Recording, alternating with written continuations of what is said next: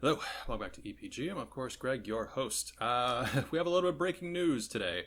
So over the weekend, they had presidential elections in Panama, and the surprising candidate of Jose Raul Mulino won the presidency. Now, this is interesting because he was actually going to serve as vice president under Ricardo Martinelli, but Martinelli was sentenced to 10 years in jail for money laundering.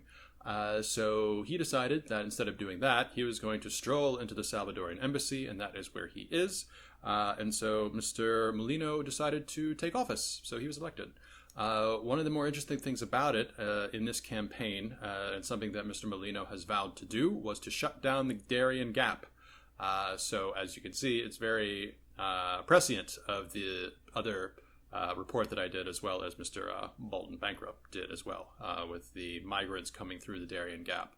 But this is also very interesting because it seems that there is a right-wing bent coming through Latin America. I'll just come out to say it. So Mr. Molino becoming president of Panama. We've had Mr. Nayib Bukele taking control of El Salvador. Very young and impressive individual. He took office in 2019 and has seen El Salvador go from one of the deadliest countries in the world to one of the safest.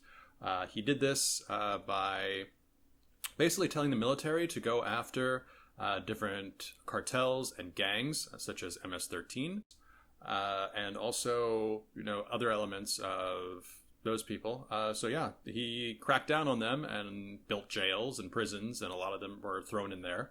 And also another thing is that due to rampant inflation and other monetary problems, he put the entire country of El Salvador onto Bitcoin. And he vowed in a bunch of statements that he would continuously buy Bitcoin until it was no longer affordable. I believe he said we would buy one coin a day until it was unaffordable. So that is definitely an interesting way to try to forego mass inflation.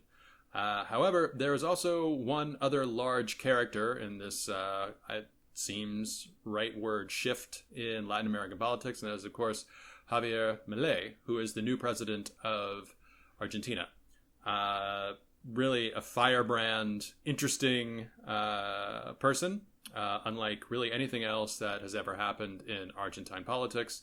If you've seen any of his interviews, you know he is not playing around when it comes to, I would say, being very outspoken about his political leanings. Al zurdo de mierda no le podés dar ni un milímetro. Pero me podés definir, ¿qué le pones de mierda, digamos? Porque son una mierda.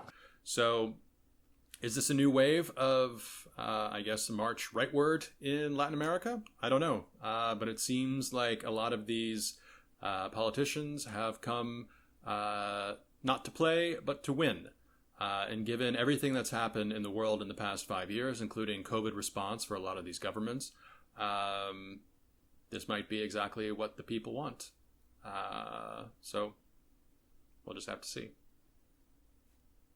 Thank you very much for your time, and get out there.